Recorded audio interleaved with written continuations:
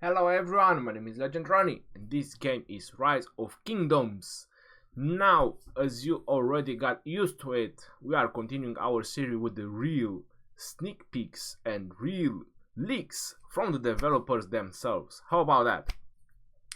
Today's subject is about unrestricted movement. Now, what is that meaning? What do you understand from multiple unit select and unrestricted troops movement? Well, you have all experienced ARC, you have all experienced expedition. Now you could say that those two things, they were basically testing. They were trying to see how well it's actually going to work, especially the ARC. So I would say that it was a really nice test because in the same time we had something more to do into the game. The Ark of Osiris, which was a very nice kick. Whenever it went in, people were so hyped about it. There's so many strategies and it's just a very nice feature of the game. Now, unrestricted troop movements, but how about if we have that in the actual real world? Now, how about that? Now, that is just really crazy, guys. If this is actually going to happen, that's going to be revolutionary.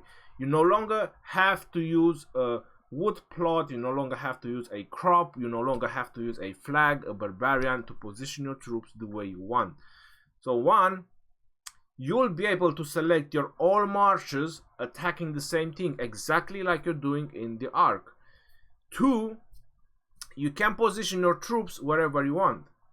So if you want to hide into the bushes, if you want to hide into the forest, you know, I'm not saying you can actually hide in camouflage, but you know, just theoretically speaking, you can do that.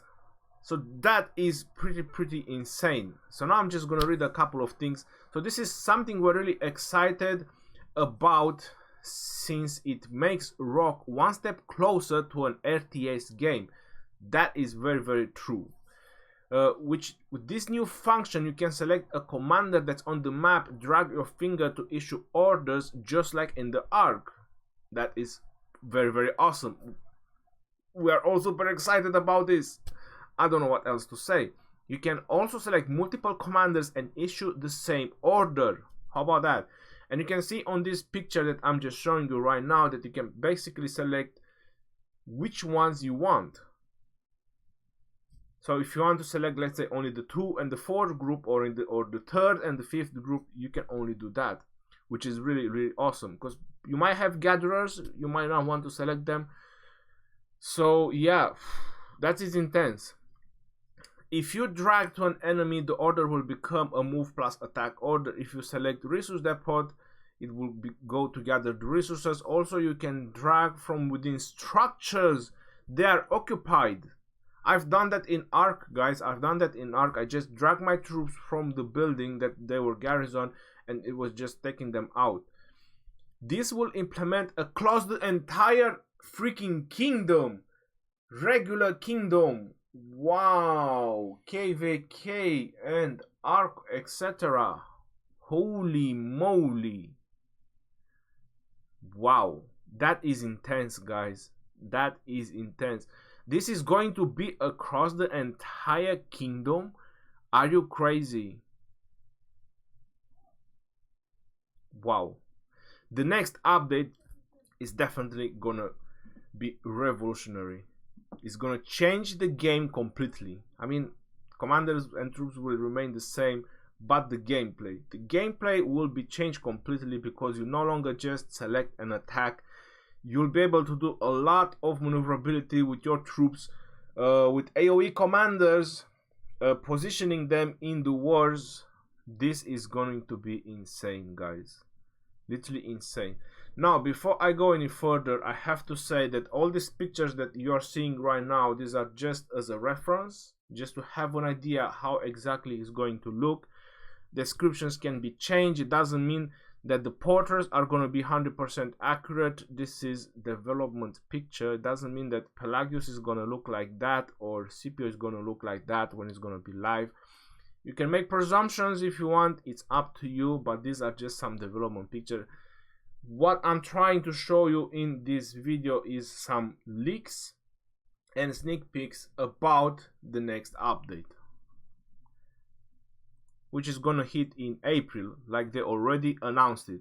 So now I'm just gonna go pop up the next picture about the unrestricted movement, and there you go. It shows that that particular CPO and YSG have been multiple selected to attack the same building. Now I'm not sure if you're noticing something, but you don't have the select button like you do on the previous picture. So that is really interesting. This is why I'm trying to explain you that these are just as a reference. These are just some pictures to give you an idea how exactly this unrestricted movement is going to look. A couple of very important things I have to say, that this is something that everyone wants. This is something that there is in no other strategy game. So no other strategy game they have unrestricted movement to be able to place your troops wherever you want on the map. Not to mention the combat system that is actually existing in the game. You know that all other war games right now, your troops just get in there and then you instantly get the report. You have no chance of retreating. You have no chance of doing nothing, which is pretty instantaneous. While in Rise of Kingdoms we don't have that. The battles actually take time. You can actually retreat. You can cancel a rally if things are going bad, so you can save up your troops. But I have to say that is more expensive in terms of troops. Dead troops is a real thing happening in this game. Recovering them is not so easy, and I experienced that on my own skin. You know, all the wars that I've been going through right now. But unrestricted movement, to be able to actually place your troops wherever you want, that is interesting, guys. That is revolutionary into the game. I'm so hyped about it, and I can't wait for it to be released. And yeah, nothing else to say about this picture. And there is one more picture about unrestricted movement that I have, and is this one. And this is basically going to be the last one. So this is showing us that is the drag and drop, and is actually attacking that enemy on the background. Now it might sound crazy, guys, but you know, I'm just gonna give you a couple of examples. You know, jumping from resources to resources used to be quite of a problem, because you always have to select the resources and then you have to select gather. For example, with the cavalry, when you want to jump with the cavalry from a tile to tile, so you can keep moving faster and forward, because once you join from one side, then it goes on the other side, so you basically win time if you keep going from a resource tile to a resource tile. And it works the same with the building.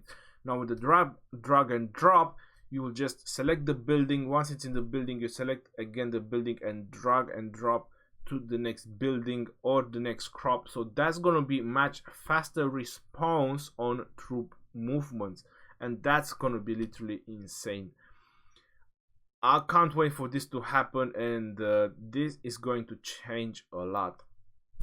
This is pretty much all about this video, but as I mentioned, guys, if this is actually going to happen in the real world, in all the kingdoms, not just in ARC and other various events they plan to introduce, yeah, all right, that's it. I can't say anymore. I'm getting too emotional about it, but that is insane. Again, it's a good thing. It's definitely a good thing. They are working onto the game, guys. They are working onto the game. And with the unrestricted troop movement, you will be able to combat a lot of things. Free to play will have a lot of maneuverability. And trust me, guys, you'll love it. This is your boy Legend Ronnie signing out. Peace out, yo, and take care. And stay tuned for more sneak peeks and leaks. You never know. It might happen, it might not. You have to try it.